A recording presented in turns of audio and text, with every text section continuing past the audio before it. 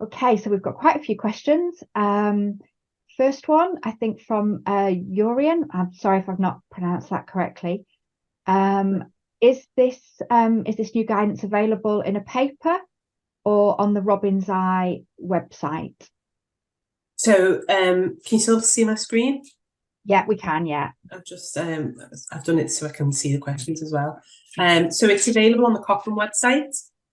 So this is what it looks like, and it's available. There's the web address there. So you go to methods.cochrane.org/Robin's Eye. All that information is available in there. So it has a protocol checklist, a review checklist, and top tips and advice as well. Great, thank you. Okay, a question for Yang. Thanks very much for the lecture.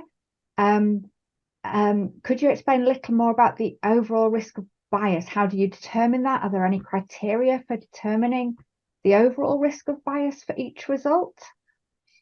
Okay, so there is more given in the guidance, which is available on the risk bias website. But as I said, sorry, I'll just go to this table. So I'm not sure how accurate this is, but so for this first study, we decided on a critical risk of bias, and that was because 4 of the domains were serious risk of bias. So whereas for this one, Morris, we just went for serious risk of bias because most of the domains were low risk and one was serious risk. I'm not sure why these two are moderate, but it's just important to look across as a whole, and not just I've got a feeling. Sorry, I've got a feeling that I think this was just done for display purposes rather than how accurate it was. But so for me, that should be serious risk, and for this fourth study again, that should be serious risk because because this one is, but also you're taking sort of the highest risk of bias across the domains.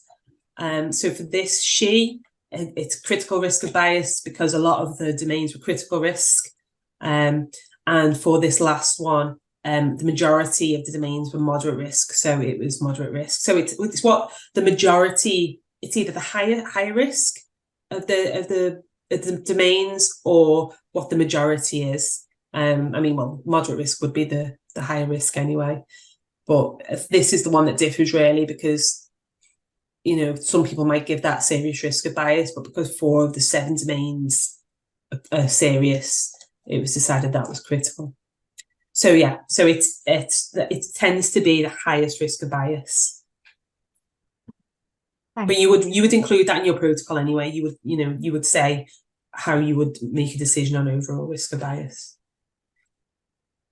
Okay. This is a good question from Miranda. So she's wondering if you found, do you think that lack of statistical knowledge might cause any kind of common errors when people are trying to apply Robin's Eye? Because one of the things you have to look at is appropriate adjustment for confounders, which can be difficult if you're not a statistician. So do you think that if you're, when you're carrying out your Robin's Eye, you really need to involve a statistician in your assessment? Yeah, definitely. Even as a statistician, I've got to say, I can find it difficult, because I think, as well as being a statistician, you really need to have knowledge about that particular study design.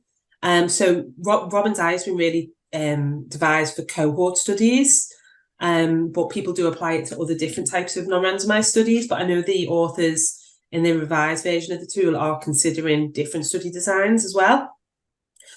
So as I said before, you really need to involve it really needs to involve someone who's very familiar with Robin's Eye, someone who's familiar with the study design that you've included, statistician, clinical expert.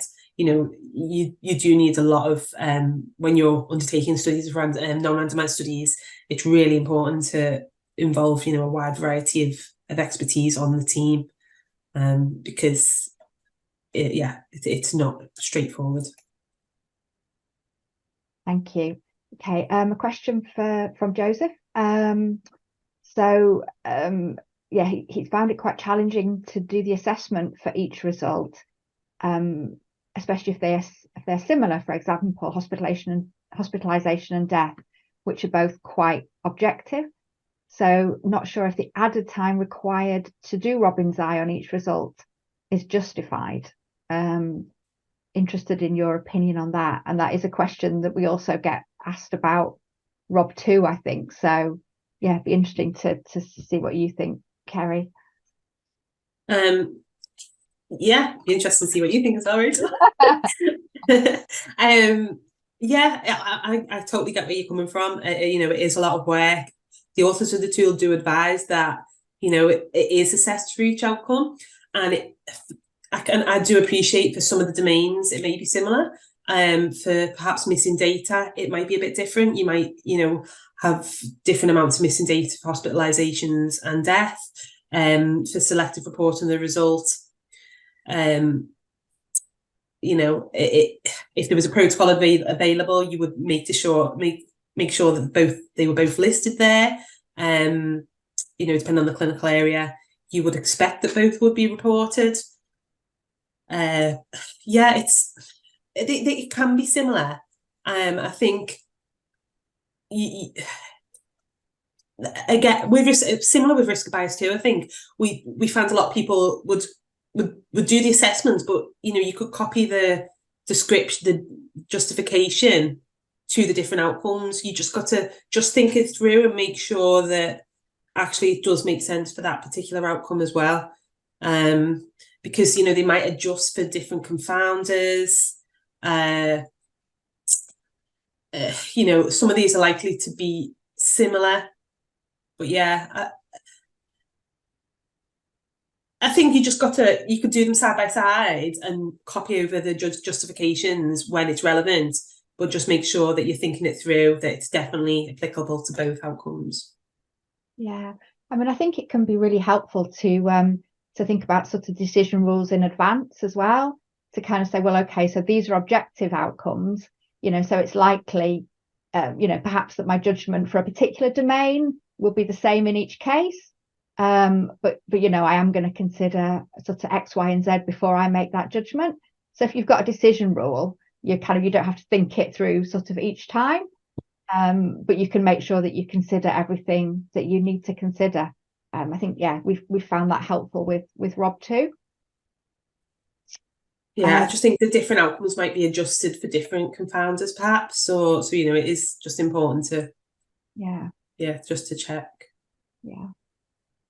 Okay, a question from Aya. I think that's kind of similar to the question previously about overall direction of bias. So I'm gonna skip that just in the interest of time. Okay, so a question from Yang: if a published report doesn't have all 7 domains, what should we do with Robin's eye? I'm not sure I entirely understand that question. So I think in terms of assessing the non-randomised study, you mightn't be able to answer all of the signalling questions for all 7 domains because the information might not be available. So I think some of the options, some of the questions, there's no information. And actually, I didn't include it, but as well as critical risk of bias for the risk of bias judgment, there is no information on which to base a judgment about risk of bias for this domain. So no information is an option for Robin's eye. If you're talking about the review not reporting all 7 domains, like some reviews have just reported the overall risk of bias, but it's important to have that information available for peer reviewers if they request it, or authors if they request it as well, for transparency. So I wasn't sure whether you were getting at the non-randomised studies or the review not including all 7 domains. Okay, thanks, Kerry. So a couple of people saying thank you for the webinar. Yurian, okay, I'll follow up with you separately, Yurian, on getting the right version of the guidance. Okay, just a couple more final questions then. Oh no, sorry, Yurian has found the guidance. That's great. So I think we've got one last question. from Graziella. If one or two judgments are NI, no information, what would you put as the overall judgment? Yeah, that is a very good question, actually. I don't know off the top of my head what the full guidance says. I guess it depends on the other domains as well. So if, you know, if the rest were low risk, I might go to moderate perhaps. Yeah, it's quite difficult. What do you think, Graciela? What would you do? What would you do, Rachel? I can't say I know what the I can't think what the guidance is off the top of my head. Yeah, that's I a think tricky all one. of them are no information. I'd say no information, but Yeah, I think, I don't know. Sometimes I guess you can think about, why are they no information? Do you suspect that they're no information because the authors have have kind of done something which causes bias, or do you think it perhaps might be no information because they've got a limited number of words in which they're reporting their study? Yeah, I think sometimes you can get a gut feeling about a particular result in a particular yeah. study.